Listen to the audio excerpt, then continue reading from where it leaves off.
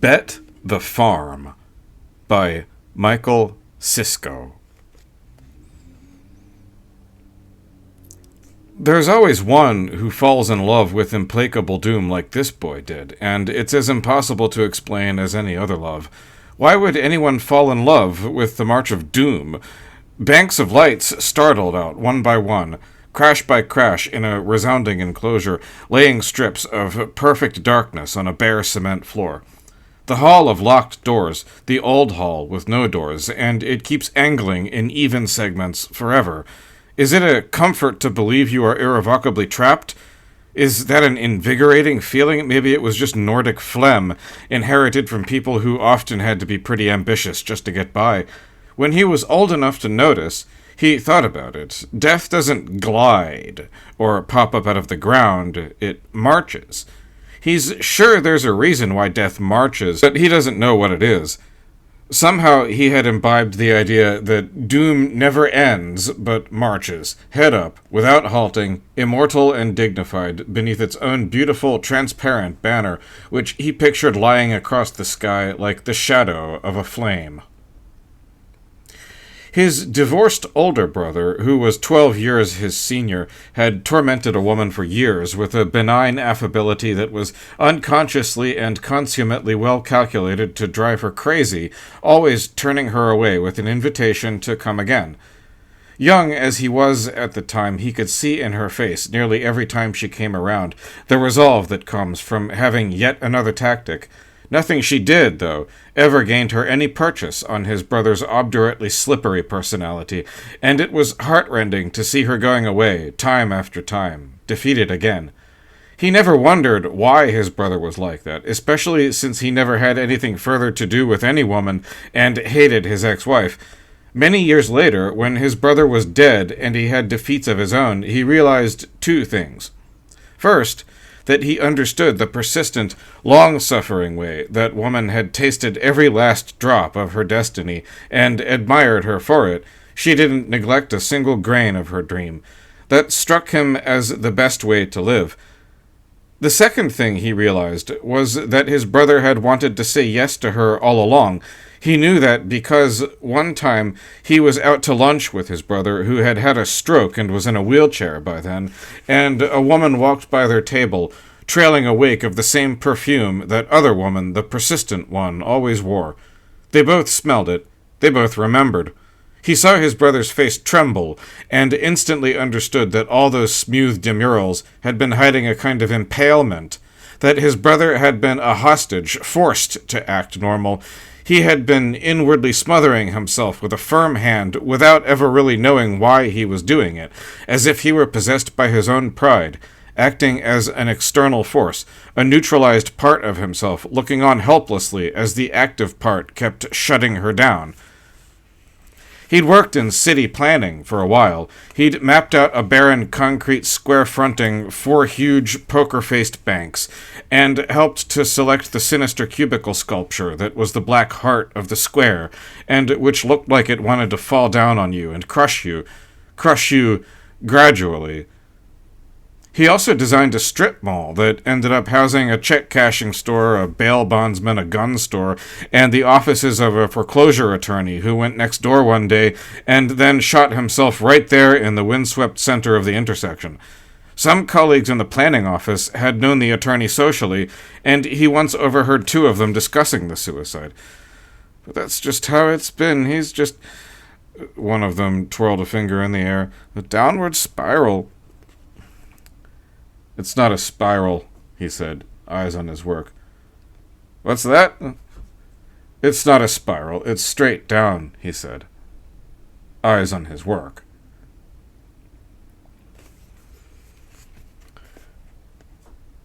He lived in such and such a place and did such and such things, and now he's lean and bent and old, with knuckly hands and a cigarette, sitting alone in his hard wooden chair in watery sunlight, white on his white head, and the silent white smoke.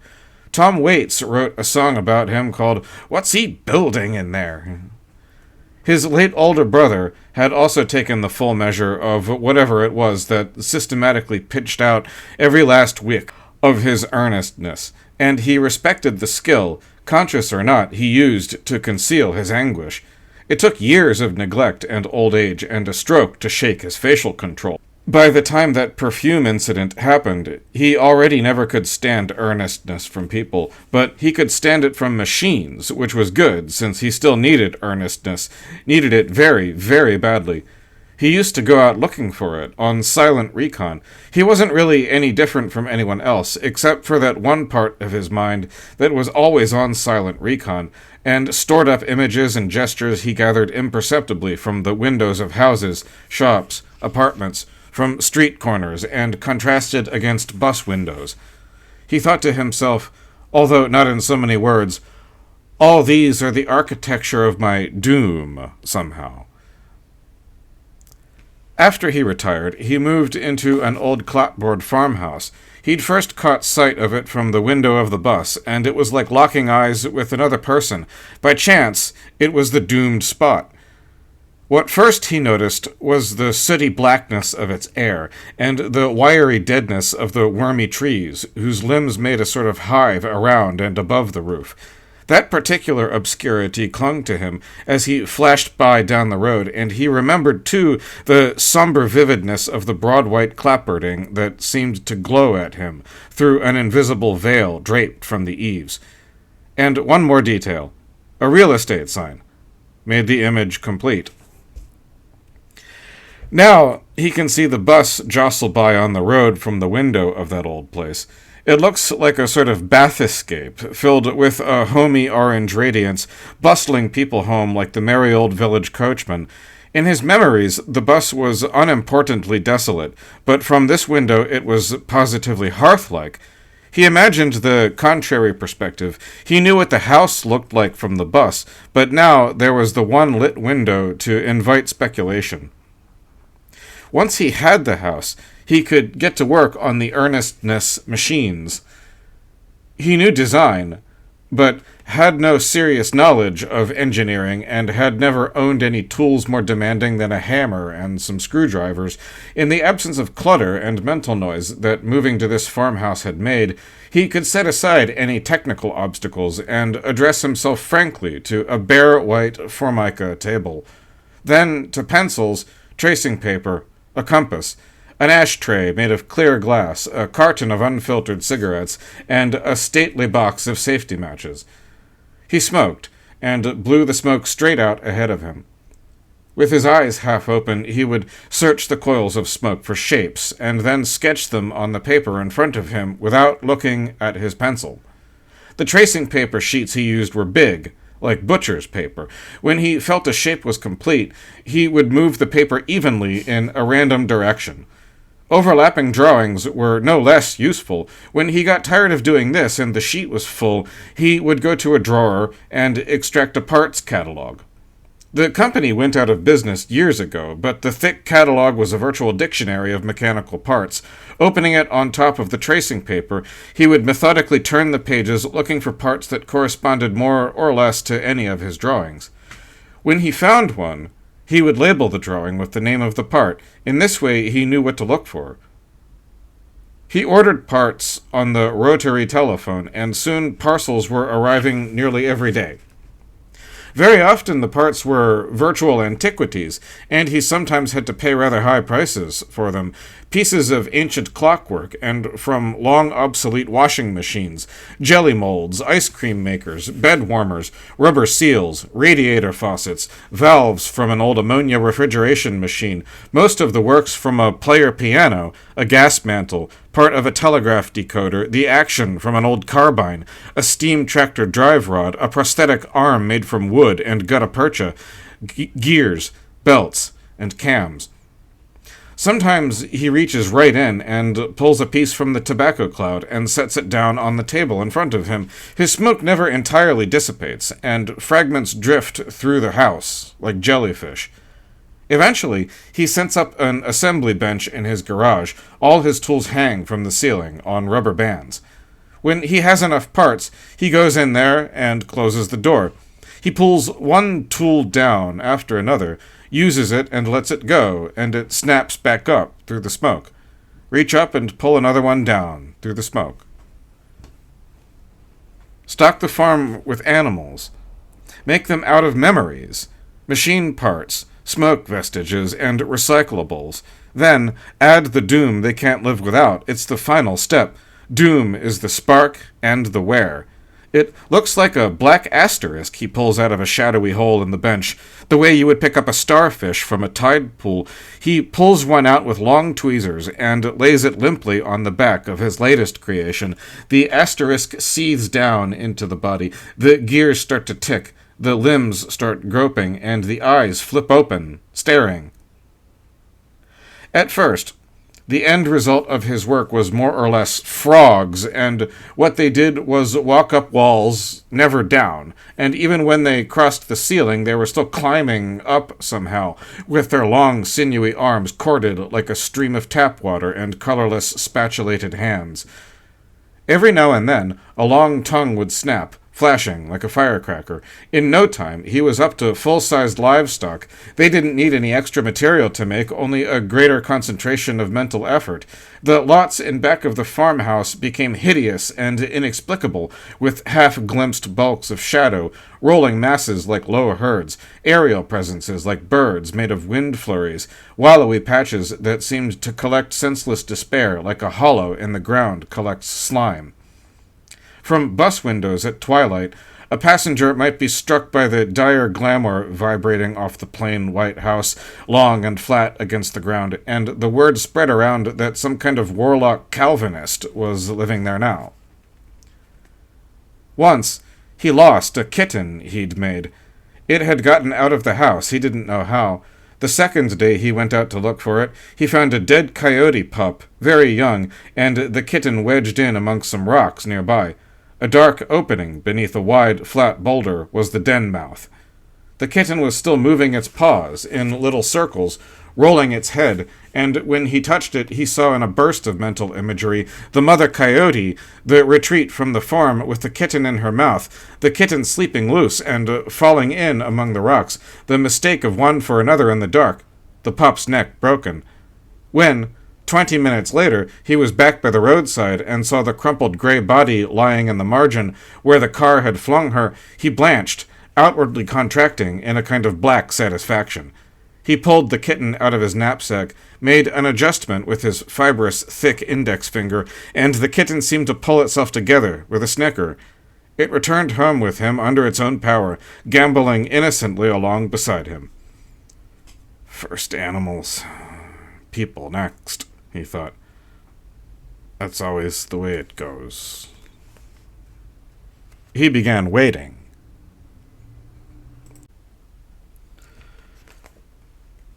It might or might not have been nerves, but when the old man opened the door to him, Guy thought for an instant that a black plume was tumbling in space just above the white head, like the holy flame that stands on prophets' heads in church windows. So he wasn't at all sure just what he said to the old man, but he only nodded and waved Guy into the dim, cigarette-y interior. Now that he was seated again at his kitchen table, the old man was plainly the central wheel in his farm machine. Outside the walls, Guy could hear the animals methodically nibbling grass, their nearly invisible heads all bowed in a line, unraveling the grass like a sweater, row by row, their teeth and their feet moving to the sharp ticking of the big wall clock above the old man's kitchen table. The clock was like a steel porthole looking out on a snowy field raked with lean, ink-black shadows. "I'm here for a friend," he tells the old man, who is drawing straight lines on tracing paper using a plastic triangle. The table lamp blazes with colorless light. Colorless twilight blows in from the screen door behind Guy, the spectral windows around him dimly edging the overstuffed sofa in its glistening plastic slipcover. The old man's movements are perfectly regular.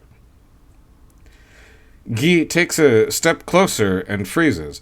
All but invisible living things in constant, automatic motion are hearkening all around him. "Yes," the old man says. Something hops onto Guy's left foot. It looks like a toad, although it has a neck, and out of all these living things, it alone has stopped moving.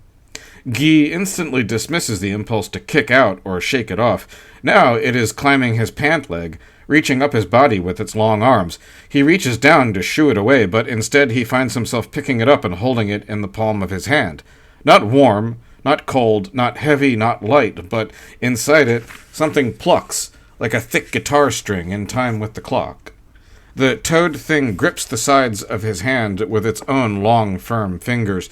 Then, with a sort of anticipatory whir inside, it inflates its throat to reveal a brilliant emergency yellow pouch with a ragged black exclamation point in the middle, and it sings out a tone that starts soft and high and ends loud and low, as if it were imitating the roar of a passing train. Guy hefts the toad at the old man. "How much?" "Take it," the old man says, and draws a crisp, straight line. "I can have it?"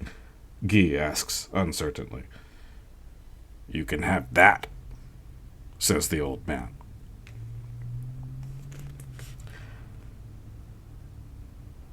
Guy dropped her off so late, she barely made her flight. Now that she's in her seat, the seething numbness that he'd left her with regains her full attention. An hour of sullenly unbroken silence in the car. She couldn't afford a cab. No friends left around here anymore. But with the divorce settled, the worst is permanently behind her. She won't be coming back. The descending whine of the engine tugs at her sleeping mind, but it is the wild plummet in her stomach as the plane jolts and instantly drops 30 feet that whips her awake amid shouts of surprise and alarm. The angle of the clouds out the porthole makes her grow cold, and again that engine sound grates almost underneath her. With a ferocious start, her eyes desperate, that she suddenly lunges forward, snatches up her carry-on bag, unzips one compartment after another until one of them blooms out an emergency yellow throat with an exclamation point down the middle, and that long descending tone rings out among the screams of the passengers.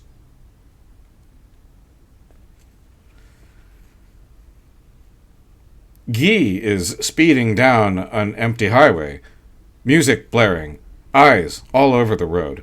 It might or might not be nerves, but he swerves once to avoid what he thought was a car abruptly pulling out from a dirt road into a lane ahead of him.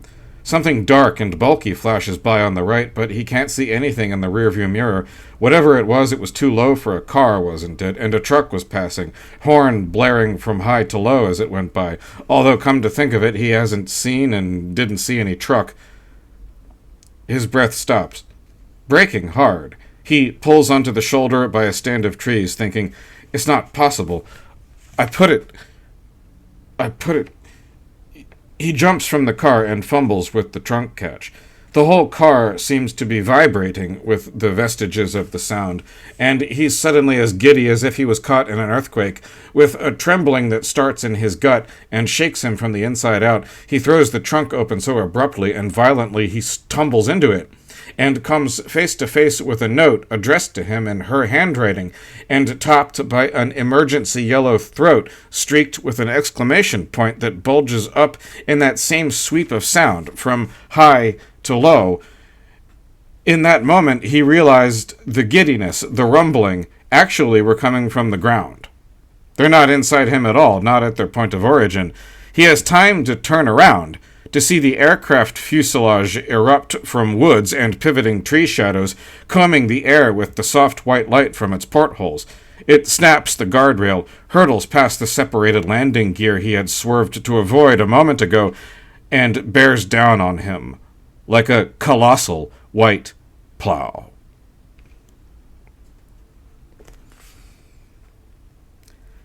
The old man gets up from his table at midnight sharp and steps out in front of the farmhouse for a little air, a bit of a breather. The night around him inaudibly booms, with conglomerated ticking and catching, lumbering shades, precisely coordinated, their springs taut, rut in the back lot. Their snorts and ejaculations coincide exactly with the long tearing noise of each passing car on the road there. Cigarette smoke lifts drowsily in the still air in front of the farmhouse. To every passing car, the old man delivers the same mute warning. Never ever lose hold of your fond dream of escaping necessity, as if it weren't as close to you as the vein in your neck, as if it weren't the hammer whose blows shape even that dream pulsing in your neck, as if you were the one rascal in a universe of dire nobility. Doom isn't a spiral, but it isn't an abyss either. It's a staircase, as straight as a die, and with the wind in what's left of your hair, every step of your descent is deliberate and firm, on down with everything else to a heat death that is the tapered new cosmos. A smudged mob of birds leaps up into the bare branches of the dead sycamore tree, wings whirring and beaks snapping. The old man pinches out his cigarette, pockets the butt, and turns to go back inside again, climbing the low steps to the front door. Foot, foot, hand, hand. Foot, foot, hand, hand.